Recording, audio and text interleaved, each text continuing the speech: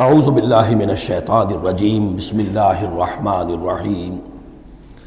آخری دو صورتیں یہ گویا کہ قرآن مجید کے اختتام پر دو پہرے دار ہیں۔ یہ دو صورتیں ہیں کہ جو اصل میں مدنی صورتیں ہیں، نازل ہوئی ہیں مدینہ منورہ میں، اور ان کا زمان نزول کے اعتبار سے شان نزول بھی ہے کہ ان کا حضور پر ایک مرتبہ جادو کیا گیا تھا، تو اس جادو کے اثرات کو زائل کرنے کے لیے یہ آیات پھر اتری ہیں، اور حضور نے پھر جب ان کی بات بار بار تلاوت کی ہے تو وہ جادو کے اثرات، ایک یہودی نے کیا تھا جادو آپ پر، جس سے آپ کچھ چیزیں بھول جاتے تھے اور کافی آپ کو دیہت کو تکلیف رہی ہے۔ صحیح بخاری کے اندر یہ روایت موجود ہے۔ ہمارے جدید کچھ ریشنلسٹ ہیں اور جو خاص طور پر منکرین حدیث ہیں، وہ سمجھتے ہیں کہ اس میں تو توہین رسول کی کہ جادو کا اثر ہو سکتا ہے۔ رسول بھی اس اعتبار سے بشر ہوتے تھے، تلوار کا اگر کاری زخم پڑا ہے تو خون نکلا ہے، اور خون نکل گیا ہے تو زوفتاری ہوا ہے، زوفتاری ہوا تو بے ہوشی بھی ہوئی ہے۔ یعنی یہ جسم جو ہے ان کا، اس کے اعتبار سے جو بھی بخار آپ کو چڑھا ہے، بخار میں تکلیف ہوئی ہے، عالم نزع میں نہایت شدید تکلیف ہوئی ہے، تو اس حوالے سے یہ نہ سمجھیے کہ وہ بشریت کے جو لوازم ہے وہ ختم ہو جاتے ہیں، لیکن اللہ تعالیٰ کی طرف سے انہیں ایک مقام ملا ہے، ایک عصمت ملی ہے، ایک بزرگی ہے، وہ اپنی جگہ پر ہے۔ تو جادو کا وہ واقعہ بالکل صحیح ہے جو ہوا ہے، لیکن اس کے لیے اب یہ دو صورتیں ہیں، اور یہاں خاص طور پر نوٹ کر لیجئے کہ یہ معوذتین، یہ ایک صورت بھی ہو سکتی تھی، لیکن قرآن حکیم میں جو عام مزاج ہے کہ صورتیں جوڑوں جوڑوں کی شکل میں ہیں، تو دو حصوں میں تقسیم کر دیا۔ اور اس کی تقسیم کیا ہے؟ ایک وہ چیزیں ہیں جو انسان پر باہر سے حملہ آور ہوتی ہیں، اور ایک چیز وہ ہے جو انسان کے اپنے اندر سے حملہ آور ہوتی ہے۔ ان دونوں کو دو علیحدہ چیزوں میں رکھ کر اور سکھایا گیا ہمیں کہ تم ہمیشہ اللہ کی پناہ طلب کرتے رہا کرو ان چیزوں کے اثرات سے، ان چیزوں کے اثرات بد سے اپنے آپ کو بچانے کے لیے۔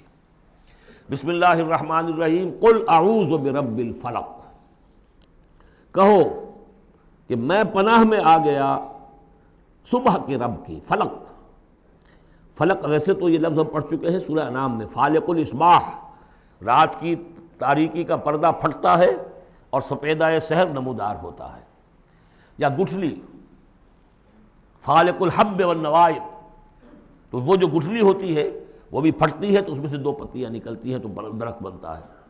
اس اعتبار سے فلق سے مراد یہاں صرف صبح نہیں ہے، بلکہ جو اگلی صورت میں آ رہا ما خلق، جو بھی کچھ اس کائنات میں اس نے پیدا کیا ہے در حقیقت وہ عدم کا پردہ چاک کر کے اس کو وجود بخشا ہے۔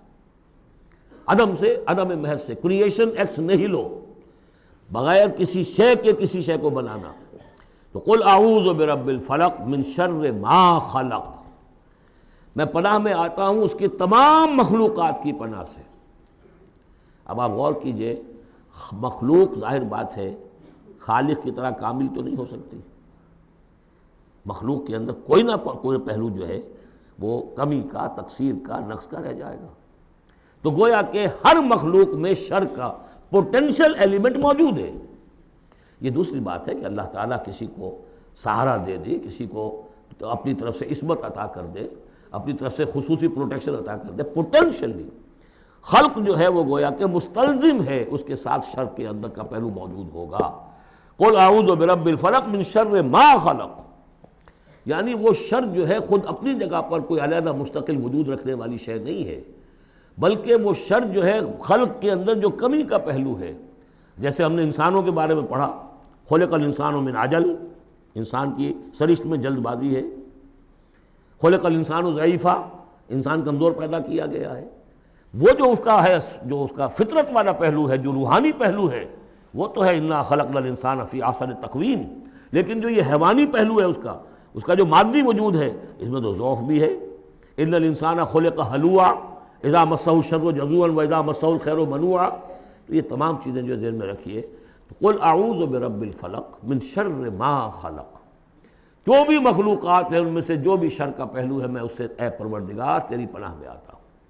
ومن شر غاسق اذا وقب، خاص طور پر یہ رات کو ڈھانپ لینے والی جو ہے رات، اندھیرا، یہ ظاہر بات ہے اسی پھر رات کے پردے میں چوری بھی ہے، ڈاکہ بھی ہے، اسی میں پھر غول بیابانی جو ہیں، شیاطین جن ہیں، ان کا بھی جو حرکتیں ہوتی ہیں، پھر یہ ساری چیزیں جو ہے اسی کے سلسلے۔ من شر غاسق اذا وقب، سانپ بچھو وغیرہ بھی اسی وقت نکلتے ہیں۔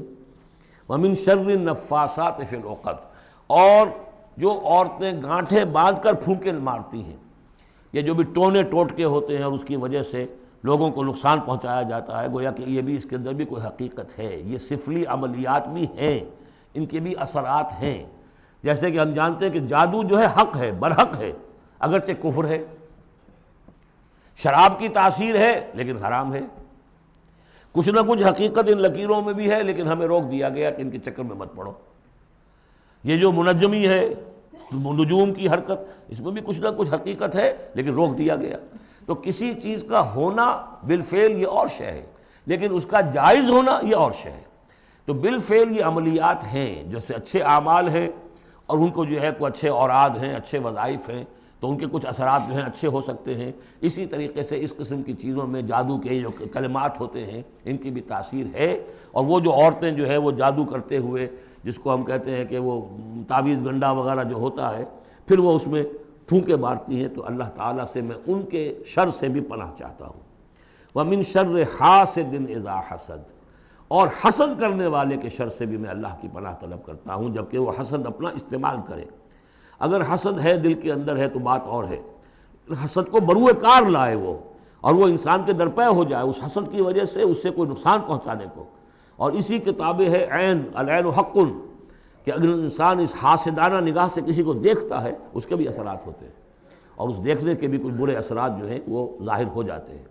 تو یہ تمام چیزیں اپنی جگہ پر ہیں، لیکن ان سے پناہ کرنے کے لیے آپ لمبے چوڑے کوئی اور شکلوں میں نہ پڑیں۔ یہی معوذتین اللہ نے جو محمد رسول اللہ کو تلقین فرمائے، سارا دار و مدار ان پر ہونا چاہیے۔ تعوذ کرتے رہیں، اس لیے کہ ہم پڑھ چکے ہیں سورہ بقرہ میں کہ حضرت سلیمان کے زمانے میں جنات جو تھے انہوں نے یہ سارے کام شروع کیے تھے، اور لوگ ان سے سیکھتے تھے جادو ٹونا، اور آج بھی نقش سلیمانی کے نام سے بکتے ہیں اس قسم کے جو بھی تعویذات ہوتے ہیں، اور وہ ایک دھندا بنا ہوا ہے۔ تو اس کو لوگوں نے سیکھا، اور وہ لوگ جو ہے آج بھی ہمارے ہاں یہ چیزیں چل رہی ہیں، لیکن یہ چیزیں حرام کی گئی ہیں، اور کہا گیا ہے کہ کوئی کسی کو نقصان نہیں پہنچا سکتا جب تک کہ اللہ کا اذن نہ ہو۔ اگر یہ یقین انسان کے دل میں ہو تو پھر اسے کوئی نقصان نہیں ہوگا۔ اور ویسے تو یہ ہے کہ تکلیف اللہ کی طرف سے کسی وقت آ سکتی ہے، بغیر اس کے کہ کوئی اور آپ کو پہنچائے، اللہ کی طرف سے خود بھی آ سکتی ہے۔ سورۃ الناس اب یہ آخری سورت ہے، میرے نزدیک یہ آخری گروپ جو ہے